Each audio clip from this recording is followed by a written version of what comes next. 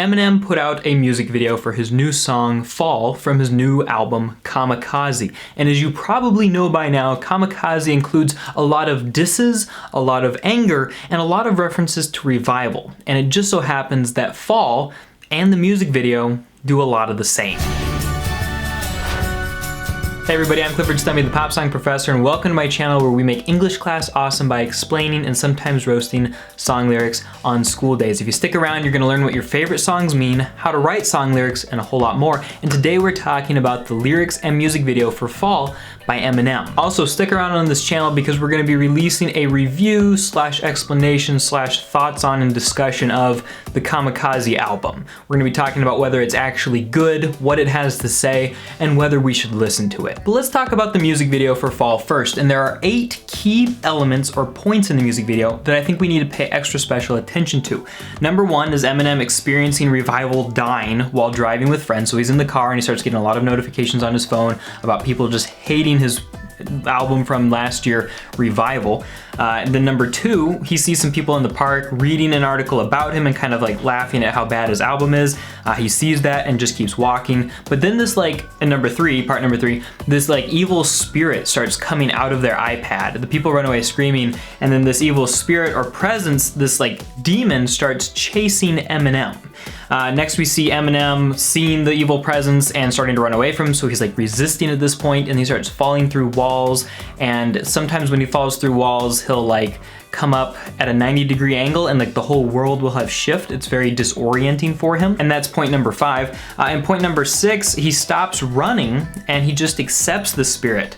And so the spirit like jumps into his chest, and we see that they kind of merge into a single being. Eminem jumps out of a window that's like super high above the ground, isn't hurt at all, and we see that his eyes have turned black. And in element number 7, Eminem's shadow, while Eminem is rapping in the stairwell, we kind of see this throughout, it seems to be dancing and separate from Eminem, which suggests that he's rapping this and thus doing these disses and calling people out after the evil spirit has come into him. So that shadow might be that evil spirit within him kind of doing its own thing. And element number 8 is Eminem stepping on a CD case of Revival, signifying that he's ready to move on and that he can do much better things than that. Now, despite that note of finality, I think that what he's communicating with the music video for Fall is that all of the hate he got for that album has kind of inspired him to be a little bit angrier, and particularly specific people who have made him angry are causing him to go out and diss them now. And so we're gonna see, and as we have seen on Kamikaze,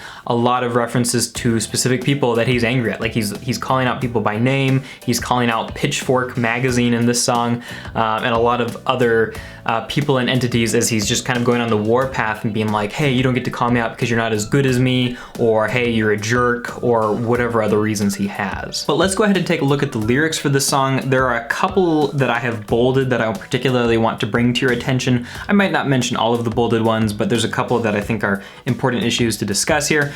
In the intro, he says, you know, everybody's been telling me what they think about me for the last few months. And then down here, he says, maybe it's time I tell them what I think about them, and that basically encapsulates the whole premise of Fall. Fall is basically like, I'm not going to fall. You may have tried to attack me, but I'm not going to fail or fall at this point. Instead, I'm gonna come back angrier than ever. So he says, went from addict to workaholic, kind of talking about his past. I know this time Paul and Dre, obviously 2 people are very instrumental in his music career at this point. They won't tell me what not to say. So a lot of times people might tell him, hey, don't say this, or you're gonna get in trouble for this, or this is a bad idea, and he's saying, nope, I'm just gonna call people out this time. You swear to God, I forgot I'm the guy that made Not Afraid. Not Afraid had a reference to him not wanting to get into any more beefs or make any more diss tracks, but he's kind of saying, yeah, whatever, I've still got some disses and some beefs. I gotta, what's the verb for beef? I guess beefs, I've got a beef. Something like that. Anyway, these rappers are like Hunger Games. One minute they're mocking Jay, next minute they get their style from Migos or they copy Drake. Jay is probably a reference to J. Cole, and he's basically talking about new upstart rappers who he would say maybe aren't very original or creative. We go down here to verse 2, lacking with it, he ain't spitting like this on his last shit. Oh, you better go back and listen. Basically he's saying that people might say, wow, this is a lot better than Revival. And the fact that he brings that up makes me think that he probably understands that too, but basically he's saying here, no, go back and listen. It actually was just as good as this stuff. Then down here, Tyler, create nothing. I see why you call yourself, and he's beeping or censoring himself the word faggot in that case. And it had something to do with Tyler putting out a song. Well, first of all, Tyler said that he didn't like Revival or a song from Revival, and then made some reference to homosexuality on one of his tracks. And so Eminem is basically using that slur to come back at him for some reason. And it's not very 2018 of him, which is unfortunate in this case. But yeah, that's kind of still where Eminem's at. And to one extent, I mean, what did you expect from Eminem? He's staying true to himself. But on the other hand, some things about ourselves are okay to change. But anyway, verse 3, just remember I was here before you, talking to new rappers, and I'll be here after you. Make your run in for you. Detractors, I might have to F Pitchfork with a corkscrew, and Pitchfork didn't really like Revival when it came out. And then he has this really long tirade about the Grammys, which I thought was interesting. Something he and I can definitely agree on is how terrible the Grammys are. Not for the same reasons though. And then tell the Grammys to go and F themselves. They suck the blood from all the biggest artists like some leeches. I thought they just kissed up to the biggest artists. But apparently, so they nominate him, get him there, get a named MC the show. Every parasite needs a host. Then give album of the year to somebody that no one's ever even heard of. And one of Eminem's albums was like supposed to be like a shoo-in. He was definitely supposed to get album of the year, but Steely Dan came out of nowhere and took the album of the year. And like nobody had ever heard of it. Nobody knew why Steely Dan got the album of the year. So he's basically saying that the Grammys are a joke, which, I mean, I looked at a lot of the past few Grammys, and over the past 10 years, Taylor Swift's gotten it twice, Adele's gotten it twice, Mumford & Sons. I mean, it's basically all the biggest names in music, at least during the years that they were playing. But he says, all I know is I wrote every single word of everything I ever murdered, and then a line lower, and I got no faith in your writers, I don't believe in ghosts. So he's calling out people who don't write their own lyrics, which I think is acceptable. I will join Eminem in that one. Then he says, here, somewhere some kid is bumping this while he lip syncs in the mirror. That's who I'm doing it for. The rest I don't really even care. And I think that this line is unfortunate. He's made similar references on at least 2 of his other songs, and I don't think he is. I think he's got a lot of insecurity and a lot of anger, and I think that's why he raps. He's definitely not dissing other adult males so that some kid can feel good about himself or herself. I think that's a little bit of BS there.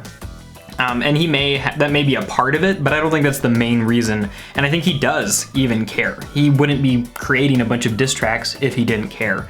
Then at the end, he calls out somebody specifically, Lord Jamar, I believe is a DJ. You better leave me the hell alone.